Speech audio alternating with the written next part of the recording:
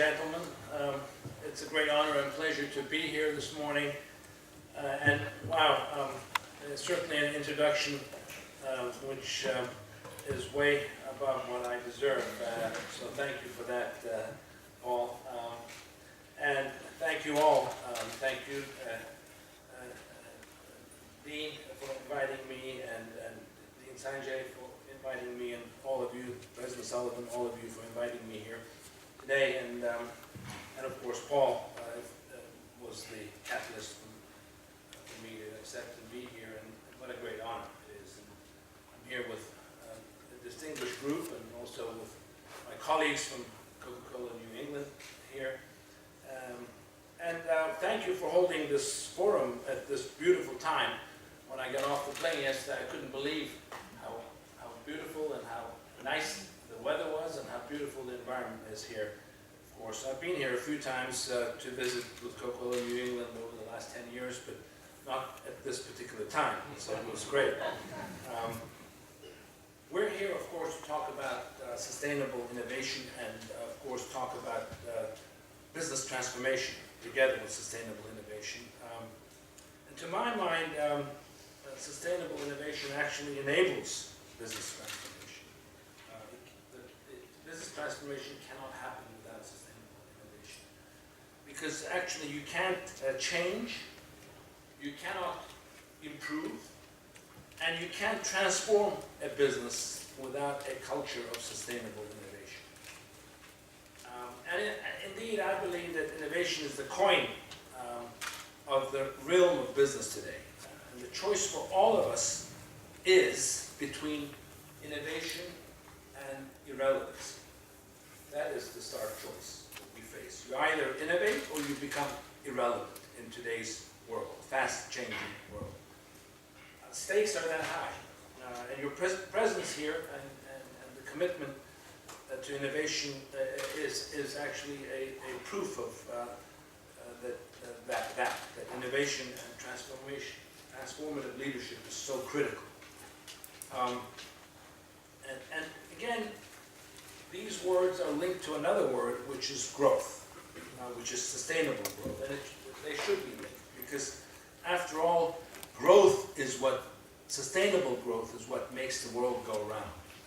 Everyone, every country, every business, every individual needs sustainable growth. Communities need growth, cities need growth, states need growth, nations need growth, families need growth, individuals, we all need growth. After all, if we, growth for individuals is learning. That's what growth is. We need all types of growth. We need economic growth, we need social growth, we need intellectual growth, we need political growth, and we need spiritual growth to make us continue to thrive and to actually create positive change in the world. So as countries, companies, NGOs, civil society, individuals struggle, all of us are struggling to solve the calculus for sustainable growth. We must all innovate and create new opportunities. That's the key. So I believe very much that this is a very appropriate and timely moment to gather here as we talk about both innovation and transformation. Really, really important. So the question for this week, and indeed for the next decade and beyond, is what can we do? What can we all do to strengthen a culture of innovation and transformation? What can we all do? And I'll begin by answering that question as a lifelong Coca-Cola salesman. And then I'll talk about what I believe are some of the hallmarks of transformative leadership. And then Paul and I will be discussing, sitting down and discussing these topics and others followed by my remarks. So let's start with the consumer goods landscape. Like so much of the business world today, it is undergoing rapid change and evolution. Which means that companies like mine must stay closely connected to evolving consumer needs. Consumers no longer just want a good product. Consumers want to identify with the character of those businesses that produce the good products. So a good product no longer is enough. You need to make absolutely sure that the ecosystem of how you produce those good products are actually also in line with what consumers expect, what consumers' expectations are from the business world. So at Coca-Cola, we are working feverishly to build an innovation culture across all aspects of our business. This product, began actually also with an innovation. It began with a founding innovation 132 years ago, when the very first Coca-Cola was poured on May 8, 1886, in a pharmacy in Atlanta. Coca-Cola was the first to innovate what was called a sampling coupon in the world of consumer goods companies, architecture, to spur trial, to spur sales. Another foundational innovation was the start of the franchise system. So many others followed, but that happened in 1899, shortly after the first Coke was poured. And importantly, again, that innovation, the franchise system, actually came from outside of the Coca-Cola company as it was then.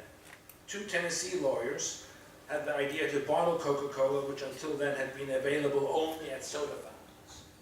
And then the chairman of Coca-Cola at that time, a gentleman by the name of Asa Candler, actually sold the bottling rights to those two gentlemen from Tennessee for a handsome sum of $1. That may seem ridiculously low, and it is, but actually it was very shrewd and very smart, because what then it allowed Coca-Cola to expand with capital from outside of the Coca-Cola company. New capital was brought in, new bottling companies were all formed across the nation, and at one point there was more than 1,800 bottling companies in the United States, because the territory that was given to a bottling company was determined by the following: how big it should be. The territory was that a carriage carrying Coca-Cola products could go to the furthest point in that franchise and return back to the factory before dark. And that was the size of the franchise territories granted at that time. And that created rapid growth in the United States. My predecessors also knew the power of innovative marketing, uses of all available media, starting with newspapers, magazines, outdoor signs, POS, point of sale materials, moving on to radio, movies, television, and beyond. In 1915, another key innovation created the iconic Coca-Cola bottle, this bottle. The only bottle in the world where you could touch it in dark and you knew that you had touched the Coca-Cola bottle because of the shape. Simple, but actually brilliant. And then it was registered as a trademark. And then this again came from outside the Coca-Cola company. It was produced by a glass company, the Root Glass Company in Indiana. In 1923, the Coca-Cola Company invented what was called a six-pack to spur, again, sales and ease for consumers to buy more than one bottle at a time. And on and on. And today, and for most of the first century, and I exaggerate a little bit, but for most of the first century, it remained a one product, one brand company. And today, we have now 3,600 products and more than 575 brands. And the innovation we rely on greatly is based on what I call the power of partnerships. Partnerships with 250 bottling companies now. They've reduced from being only in the United States. We had 1,000, close to 2,000 bottling companies. And now we have globally 250 because of economies of scale and what we need with our bottlers. Power of partnerships with 27 million retail outlets around the world. So we serve, as the Coca-Cola system, 27 million retail outlets at least once a week, with the greatest fleet of red vehicles, more trucks and more vehicles than UPS and FedEx put together in the world. And increasingly, those are vehicles that are friendly to the environment, more and more every day, and until we have a goal to be to have renewable energy in all our vehicles by 2022. And then, of course, thousands and thousands of power of partnerships with thousands and thousands of communities, countries, communities that host us and our businesses and our brands around the world. And then finally, of course, with almost 2 billion consumers every single day who reach out for those 575 brands of our company. We also rely on partnerships with and just before talking about share owners, when I joined the Coca-Cola company in 1978, we had hardly seen a fruit tree. We did not know what a fruit tree looked like. Today, we have under plantation more than 27 million fruit trees: citrus, pomegranate, stone fruit, which is peach, apricot, cherry, and plum, all kinds of fruit, mango. We work with hundreds of thousands of women mango farmers around the world, increasingly as part of our 5x20 initiative. And to those 27 million trees, if you add all of that area up, it's the size of Belgium. We are by far the greatest fruit juice producer in the world, and sustainable, and increasingly introducing also, after we became water neutral, increasingly introducing sustainable irrigation methods, because that's where most of the water is wasted. Bad irrigation policies generate most of it. Cities don't waste more. Cities waste a huge amount of water, but because their infrastructure is very bad and there's so many leaks. But agriculture actually wastes most of the fresh water in the world. So we are one of the leading companies working with sustainable irrigation methods around the world with many other partners again. We also rely on the partnerships with share owners, suppliers, marketing, ad agencies, civil society, NGOs, government agencies. And why? Because while we can come up with some of the answers, and while Paul mentioned that we have today 45,000 employees around the world, the Coca-Cola system has 780,000 employees around the world in 207 countries. That is all those people that are employed also by our bottlers, which is part of what we call the Coca-Cola system, one of the largest private employers in the world, the system. While we can come up with some of the answers, we know that many, many, many more brilliant answers are found outside of the four walls of our business. I always say the best ideas are always found on the outside. And in recent years, we've created innovative packaging like the plant bottle. This is a plant bottle made partially from waste. 30% of the content of this bottle, as it writes on it, is converted from waste, from sugarcane molasses. That came out of an incubation project that we have in India. India is a big producer of sugarcane, and it was wasted, or it used to go to animal feed at best. And we took that and we created a bottle that is 30% made, and we're working on 100% biodegradable plant model at the moment.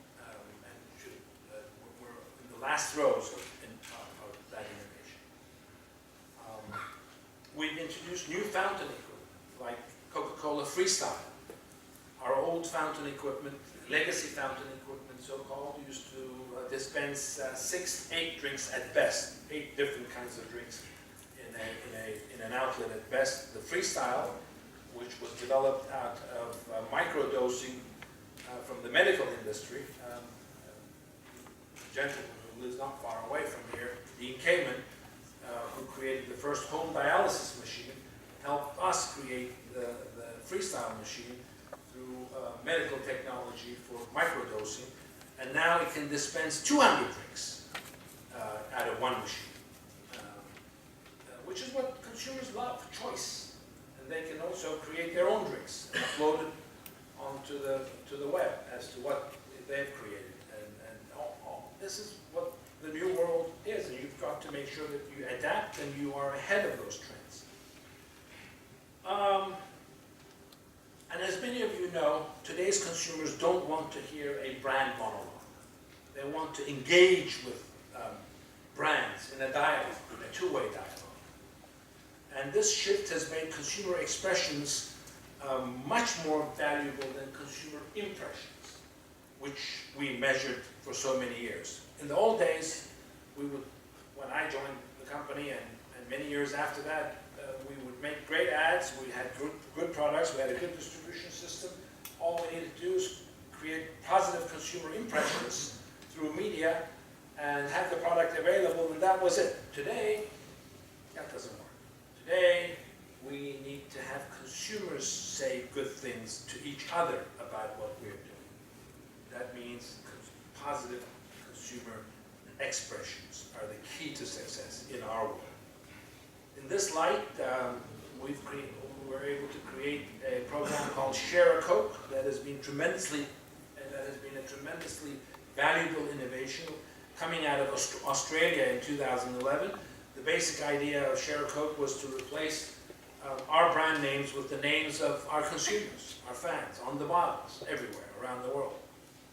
And we've since had a lot of help from so many outside partners to make Share a Coke a reality in so many markets. So today, we are committed to innovation across our business, innovation in our beverages and brands, innovation in sweeteners, innovation in packaging, innovation in fountain and cooler technology, innovation in marketing, innovation in advertising, consumer engagement, and customer service. And indeed, our innovation work continues and connects directly with our efforts to create value for everyone connected to our business and every community that we serve. Because we're not building our business for the next quarter, as you heard from Paul, but we're building our business for the next quarter of a century and beyond. And today we look at innovation in two basic ways. Innovation that leverages our scale and core business, and innovation that gives us greater agility. Two basic ways. Innovation that leverages our scale could also be called, what in our world, core innovation. These are ideas that create incremental revenue, ideas that create productivity savings, and ideas that create better consumer engagement. A lot of core innovation is developed internally to leverage existing capabilities in our system with new brands, new brand extensions, new packaging, new equipment, etc. Innovation that gives us greater agility could be called beyond core innovation, and it is often developed externally with partners, the power of partnership. And this type of innovation includes new products or services that leverages new business models or new and often disruptive technologies to make us more efficient, more productive, and ultimately more successful. When you consider the ways we expand our beverage portfolio, you can get a sense of how we leverage both internal and external innovations. We often develop new brands internally by studying individual markets and trying to meet evolving needs. This type of innovation includes brands like Minute Maid and variants of it, Pulp Minute Maid with pulp, Coca-Cola Zero Sugar, Smart Water Sparkling, new flavors of existing brands like Diet Coke variants that were launched last year. And at other times we acquire brands from the outside, as we did with Vitamin Water, as we did with Smart Water. In 2007, we bought part of Honest Tea in 2008, the rest of the company in 2011. In Europe, we purchased a great brand called Innocent Smoothies, and now it's become one of the leading companies for juice, sustainable juice in Europe. We bought a plant-based beverage company in China last year called China Green, which makes plant-based protein drinks. Last year, we acquired a soya-based drink company in Latin America, which Alfredo may know, called Ades. If you follow our business or industry, you may notice that it's still being very busy in the last 3-4 months in terms of the acquisition front for us. 2 months ago, we acquired a company in Britain called Costa that operates 4,000 coffee shops and has more than 10,000 vending machines across 30 countries, etc., etc. So, this type of, at other times we acquire minority stakes in brands. This type of innovation includes our equity stake in Monster or in Suja natural juices, and also we announced a similar minority investment in Body Armor sports drinks just last month. Another approach is illustrated by Fairlife Milk, which we introduced in a joint venture with the folks who developed a way to produce better tasting, more nutritious milk. The first cold-separated milk in the world. So normally to commercialize milk, you have to cook it. It's called pasteurization. When you cook milk, you lose half the taste. Fairlife Milk is the first milk in the world where we separate the components of milk, protein, fat, etc., into separate units, and then we put it back together, and it has a long, it doesn't have as long a shelf life as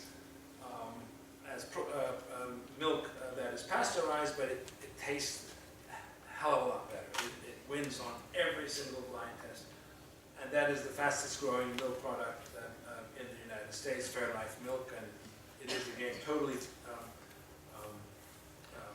sustainable in the way that those cows are treated. When I go there every time, I want to be a cow there. So another way we innovate externally is through ventures like what we have, incubation projects around the world. In India we have one, in Mexico we've got one, in Israel we've got another one, in Tokyo we have an incubation project, because we believe in this large system of ours. When ideas germinate, they can get really trampled on very quickly. And so we have these different incubation projects around the world where we let the ideas grow, and then once they're a certain size, we'll bring them in to the company.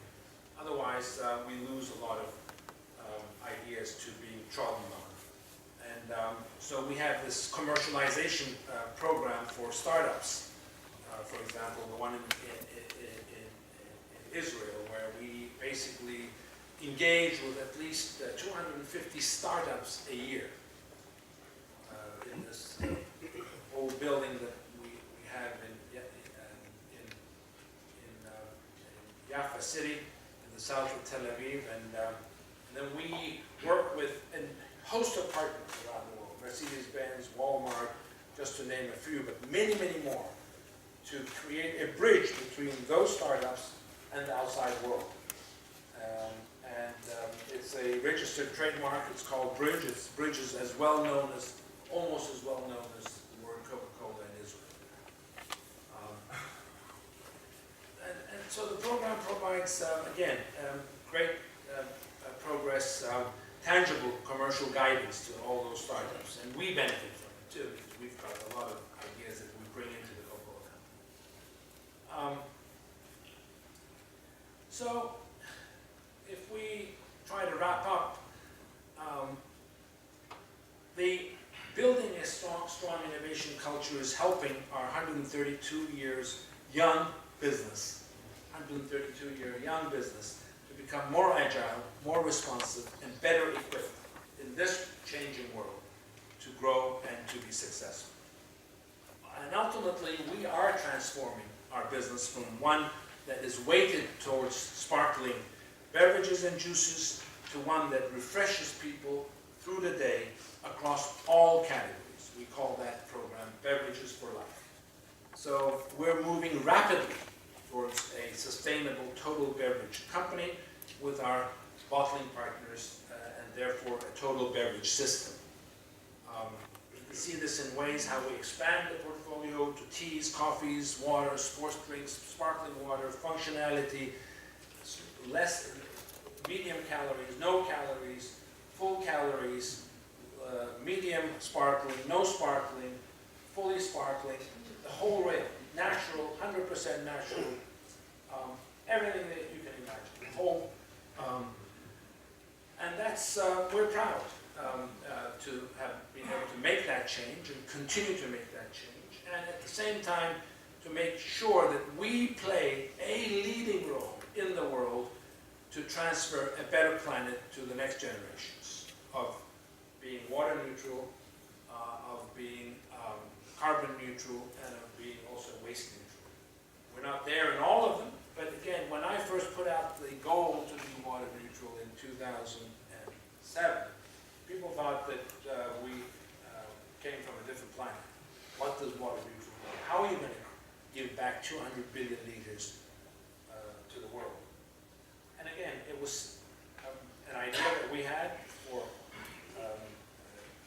reducing the amount of water in the 1,400 bottling plants that we have around the world. Before, we used to use water to rinse the empty bottles, empty packages, empty cans, anything we filled our beverages in. We used to use water to rinse them before we put the beverage in. Now we use aseptic air. That saved us billions of liters. Then we recycle the water. We have fish ponds in every factory, and the water goes through the fish ponds and then into the clean water system of the municipality, not the wastewater system of the municipality. So everything that we use to make our beverages goes into the clean water system. And that's, the two is not enough. The third piece is replenish. So we have thousands of replenishment projects in the world where we have solar water systems that create clean water for communities around the world. And with that third replenish, it adds up to water neutrality.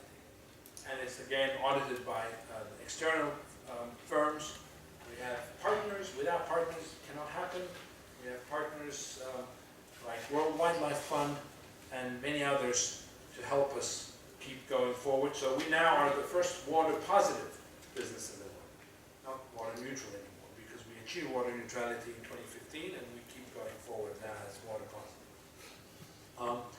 Now let me just share very quickly a few thoughts on what I see as successful 21st century business leadership. What I learned over the last 40 years in my career.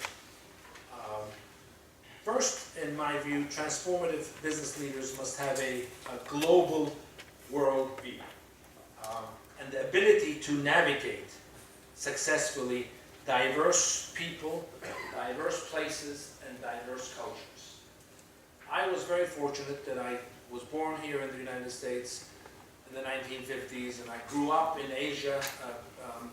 That's where my parents worked, and I started my schooling in Bangkok, and then went on to New Delhi, and then went on to Tehran, and then went on to a Jesuit boarding school, and then I went to Great Britain for my higher education, and that shaped my world totally on who I am and what I believe in terms of the importance of diversity.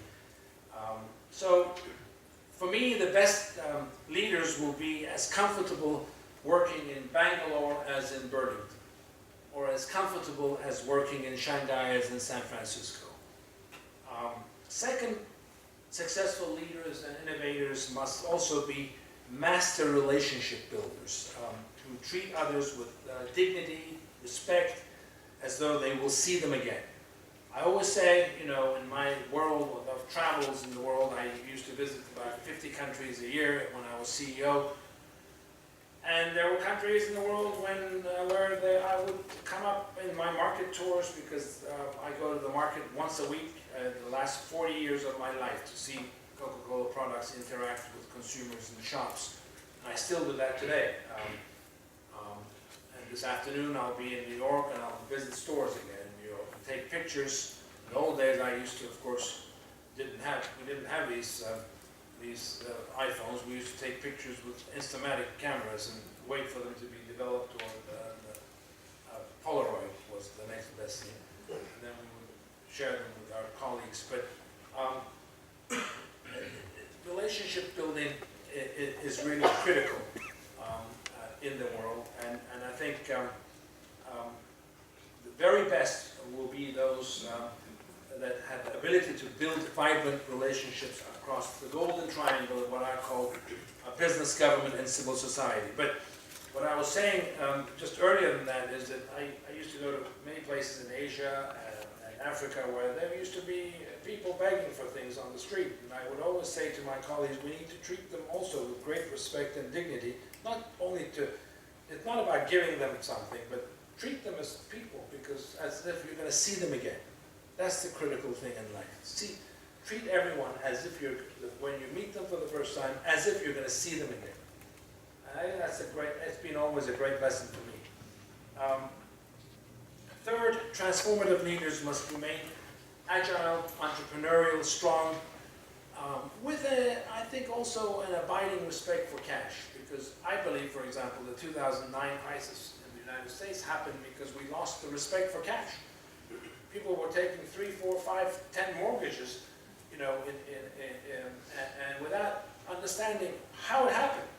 Because banks would knock on their door and say, everything was, you know, abstract. And, you know, the more the world moves into plastic, the more we lose our respect for cash. So I always say to, when I speak at universities to young students, I always say, have some cash on you, always. Don't leave home without cash. Don't leave home without the card, but don't leave home without cash also. And never let money become an abstraction. Because it's really important, because then you become more entrepreneurial, then you understand. One of the things that in my career helped me so much is that the Coca-Cola system, the Coca-Cola company is a company with very high margins, because it's like a software company. It deals with brands and it sells ingredients to bottling partners at what has always been high margins. Whereas the bottling business is all about cents and pennies, as my partners here in the bottling business will know. And I had the great fortune and opportunity to also, in my 40-year career, for about 7, 8 years, to be a bottler. And that's where I learned the critical importance of the concept of the balance sheet and respect for cash. Fourth, I always say, get outside more, because get outside of the office, city, get outside of the industry, because you always learn something new. In my 40-year career, there hasn't been a week when I haven't seen a store, because in the store, I always learn something new. Learn something from the consumer who's in the store looking for a drink, learn from the store owner, learn from the street, just where the store is located, the socioeconomics of that street, who comes, which kind of consumers come and visit the store, the prices of competitors, new products that are there which I haven't seen. One of the things,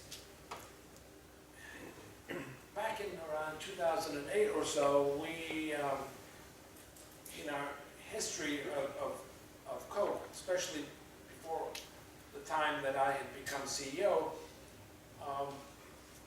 most of the effort was in what was called upsizing. So every year, we used to produce packages that were bigger than the ones the previous year. Upsizing, always bigger, bigger, bigger, bigger. So in the end, we ended up in a place where we were selling fewer of our products to fewer people as frequency, but at bigger quantities.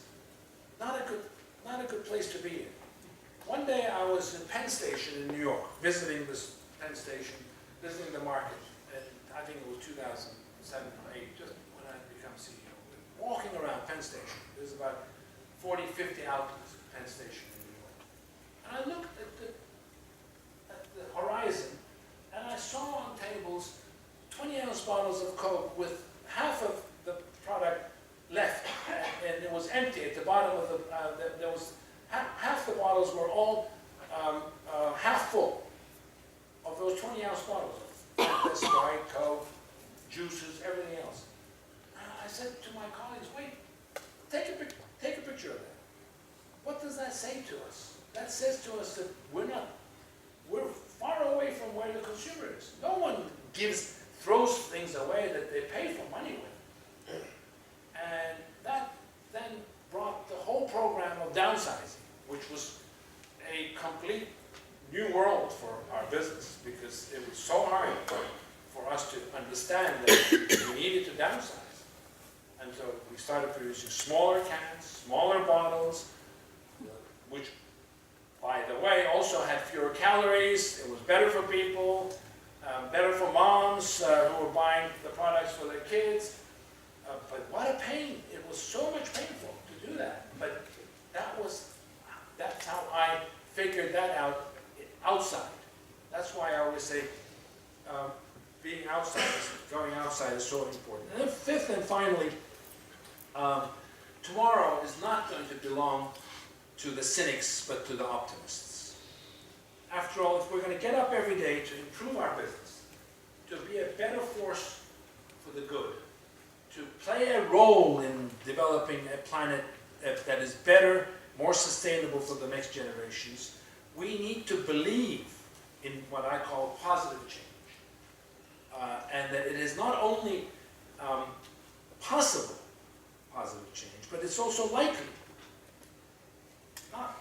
Not optimists that float on clouds, but we have to be in a place that we believe in positive change. And yes, there's going to be negative news, as there is all the time, because that's the only news that sells. Yes, there's going to be negative noise. Yes, there's going to be so many naysayers, doubters, but we mustn't ever let them control, or even begin to control the narrative. And when we look, so many new industries have emerged. Again, 1978, when I first started working, in the United States, the sentiment was everybody was so scared of Japan, that Japan is going to take every single job we have in the United States. Everybody was mesmerized and so scared by this notion of Japan. And yes, we lost 40 million jobs in the United States in the next decade after that, 78 to 88, 90. But 80 million new jobs were created. So that's what we have to believe in, the bigger picture. Health and education levels are up so high. Many millions have joined the global middle class around the world. Tremendous advancements in agriculture and environmental protection has happened. We've seen improvements in civil and human rights that was once marginalized people. And we're witnessing technical and biological marvels that are going to promise a better future for all. And yes, we have to all play a role, business, government, and civil society, in policy changes that are going to be necessary, because when this world becomes not a world of 7 billion, but a world of not even 9, but maybe 11 billion, because of the changes that are happening in biotech and medicine, policy changes are going to be critical to ensure that we find the new algorithm for a better world.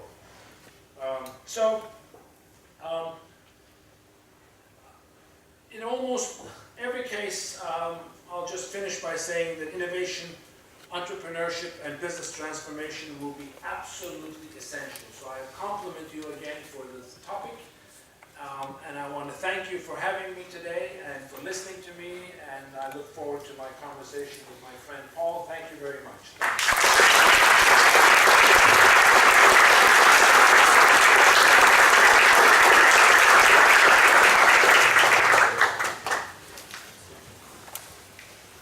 That was an incredible ride, Muhtar, that you took us on. Thank you very much. There we go. So, Muhtar, you've given us a lot to think about.